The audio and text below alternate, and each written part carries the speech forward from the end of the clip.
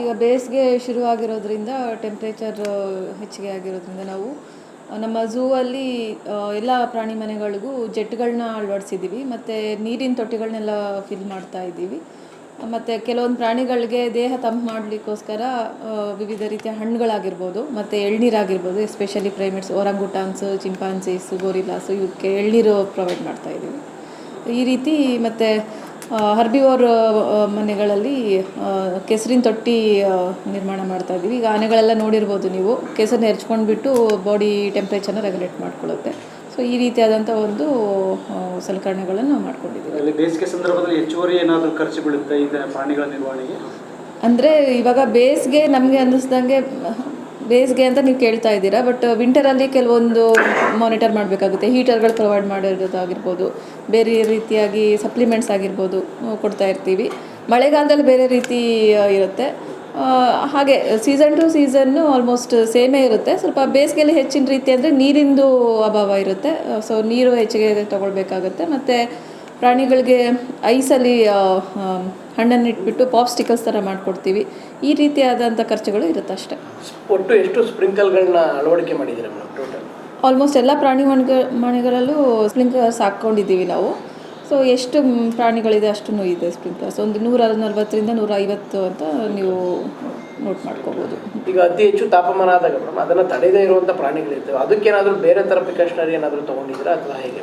ಅದೇ ಹೇಳಿದ್ನಲ್ಲ, ಇವಾಗ ಬಾಡಿ ಟೆಂಪ್ರೇಚರ್ ರೆಗ್ಯುಲೇಟ್ ಮಾಡ್ಕೊಳ್ಳಿಕ್ಕೆ ಎಳ್ನೀರು ಕೊಡೋದಾಗಿರ್ಬೋದು, ತಂಪಾದ ಹಣ್ಣುಗಳಾಗಿರ್ಬೋದು, ಈಗ ನೀರಿನ ಅಂಶ ಜಾಸ್ತಿ ಇರುವ ಕಲ್ಲಂಗಡಿಗಳಾಗಿರ್ಬೋದು, ಬೇರೆ ಬೇರೆ ರೀತಿಯಾದ ಹಣ್ಣುಗಳು ಕೊಡ್ತೀವಿ. ಚಿಂಪಾಂಜಿಗೆ AC ಆ ಥರದ್ದು ಹಾಕೋದೇನಾದರೂ? ಹೌದು, ಕೂಲರ್ಸ್ ಸಹ ಇರುತ್ತೆ ನಮ್ಮ ಪ್ರಾಣಿ ಮನೆಗಳಲ್ಲಿ. ಕಾರ್ನಿವೋರ್ಸ್ ಆಗಿರ್ಬೋದು, ಇಲ್ಲ ಇತರೆ ಡೆಸರ್ಟ್ ಏರಿಯಾದಲ್ಲಿ ಕಂಡುಬರುವಂಥ ಪ್ರಾಣಿಗಳಿಗೆ ನಾವು ಹೆಚ್ಚಿನ ರೀತಿಯಾದಂಥ ಸಲಕರಣೆಗಳು ಕೊಡೋ ಅವಶ್ಯಕತೆ ಬೀಳಲ್ಲ. ಬಟ್ ಕೆಲವೊಂದು ಏನು ಹೇಳ್ತೀರಿ ಎವರ್ಗ್ರೀನ್ ಫಾರೆಸ್ಟಲ್ಲಿ ಸಿಗೋಂಥ ಪ್ರಾಣಿಗಳಾದರೆ ಅದಕ್ಕೆ ನಾವು ಹೆಚ್ಚಾಗಿ ಕೂಲರ್ಸ್ ಅದೆಲ್ಲ ಕೊಡೋ ಅವಶ್ಯಕತೆ ಬೀಳುತ್ತೆ. ಅವಶ್ಯಕತೆ ಬೇಸಿಸ್ ಮೇಲೆ ನಾವು ಡಾಕ್ಟರ್ಸ್ನ ಕನ್ಸಲ್ಟ್ ಮಾಡಿಬಿಟ್ಟು ಅವರೊಂದಿಗೆ ಒಂದು ಮೀಟಿಂಗ್ ಮಾಡ್ಕೊಂಡಿದ್ದೀವಿ. ಅದರ ಬೇಸಿಸ್ ಮೇಲೆ ನಾವು ಎಲ್ಲರಿಗೂ ಪ್ರೊವೈಡ್ ಮಾಡ್ತಾಯಿದ್ದೀವಿ. ಹಿಮಾಲಯನ್ ಬ್ಲ್ಯಾಕ್ ಬೇರ್ ಆಗಿರ್ಬೋದು, ಚಿಂಪಾಂಜಿ, ಗೊರಿಲಾಗಳಾಗಿರ್ಬೋದು, ಈ ಥರದಕ್ಕೆಲ್ಲ ನಾವು ಹೆಚ್ಚಿನ ರೀತಿಯಾದಂಥ ಸೌಲಭ್ಯಗಳನ್ನ ಕೊಡ್ತೀವಿ. ಬೇಸಿಗೆ ಸಂದರ್ಭದಲ್ಲಿ ಯಾವ ರೀತಿ ಇರುತ್ತೆ ಮೇಡಮ್ ಪ್ರಾಣಿಗಳು ವರ್ತನೆ?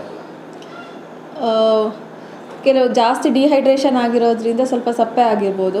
ಅದನ್ನೆಲ್ಲ ನಮ್ಮ ಬಯಾಲಜಿಸ್ಟ್ ಇದ್ದು ಅವರು ಮಾನಿಟರ್ ಮಾಡ್ತಾ ಇರ್ತಾರೆ. ಏನಾದರೂ ಬಿಹೇವಿಯರಲ್ ಚೇಂಜಸ್ ಆದರೆ ಇಮಿಡಿಯೇಟಾಗಿ ಮ್ಯಾನೇಜ್ಮೆಂಟ್ ಗಮನಕ್ಕೆ ಮತ್ತು ಡಾಕ್ಟರ್ಸ್ ಗಮನಕ್ಕೆ ಅವ್ರು ತರ್ತಾರೆ. ಸೊ ಆವಾಗ ಏನು ಮಾಡಬೇಕು ಆ ನಿಟ್ಟಿನಲ್ಲಿ ಅದನ್ನು ನಾವು ಫಾಲೋ ಮಾಡ್ತೀವಿ. ಪ್ರಾಣಿಗಳು ಕೊಡುವಂಥ ಆಹಾರ ಇದೆಯಲ್ಲ ಮೇಡಮ್, ಅದು ಬೇಸಿಗೆಯಲ್ಲಿ ಏನಾದರೂ ಕಡಿಮೆ ಅಥವಾ ಜಾಸ್ತಿ ಆ ಥರ ಏನಾದರೂ ವೇರಿಯೇಷನ್ ಮಾಡ್ತೀರಾ ಅಥವಾ ಹೇಗೆ? ಕಡಿಮೆ ಏನು ಮಾಡಲ್ಲ, ಬಟ್ ಆಲ್ಟರ್ನೇಟಿವ್ ತಗೊಳ್ತೀವಿ. ಇವಾಗ ಒಂದು ನಾವು ತರಕಾರಿ ಕೊಡೋ ಜಾಗದಲ್ಲಿ ಹಣ್ಣುಗಳು ಹೆಚ್ಚಿಗೆ ಮಾಡ್ಬೋದು. ಆವಾಗಲೇ ಹೇಳ್ದಂಗೆ ಕಲ್ಲಂಗಡಿ, ಮಸ್ಕ್ ಮೆಲನ್ ಆ ಥರದ ಹಣ್ಣುಗಳನ್ನ ನಾವು ಹೆಚ್ಚಾಗಿ ಕೊಡ್ತೀವಿ. ಎಳ್ನೀರು ಕೊಡ್ತೀವಿ. ಈ ಮುಂಚೆ ನಾವು ಆನಿಯನ್ಸ್ ಬೇರೆ ಬೇರೆ ರೀತಿಯಾದ ತರಕಾರಿ ಕೊಡ್ತಾಯಿದ್ವಿ. ಅದರ ರಿಪ್ಲೇಸ್ಮೆಂಟ್ ಆಗಿ ನಾವೀಗ ಎಳ್ನೀರು ಅದನ್ನೆಲ್ಲ ಕೊಡ್ತೀವಿ. ಎಷ್ಟು ಪ್ರಭೇದ? ಪ್ರೆಸೆಂಟ್ಲಿ 140 ಪ್ರಭೇದ ಪ್ರಾಣಿಗಳಿದೆ. 1500 ಚಿಲ್ಡ್ರೆಯಷ್ಟು ಇಂಡಿವಿಜುವಲ್ಸ್ ಇದೆ. ಬಿಸಿಲಿನ ಇದರಲ್ಲಿ ಬರ್ಡ್ಸ್ಗಳಿಗೆ ಏನಾದರೂ ಬೇರೆ ಥರ ಇದೆಯಾ ಅಂದರೆ ಅದಕ್ಕೆ ಸ್ಪ್ರಿಂಕಲ್ ಹಾಕೋಕೆ? ಇಲ್ಲ, ಬರ್ಡ್ಸ್ಗೆ ಮೇನ್ಲಿ ಬಂದುಬಿಟ್ಟು ನಮಗೆ ವಿಂಟರ್ಸಲ್ಲಿ ಅದಕ್ಕೆ ರೋಗಗಳು ಬರೋ ಚಾನ್ಸಸ್ ಹೆಚ್ಚಿಗೆ ಇರುತ್ತೆ. ಅದರಿಂದ ನಾವು ಸಪ್ಲಿಮೆಂಟ್ಸ್ ಎಲ್ಲ ಕೊಟ್ಟಿರ್ತೀವಿ.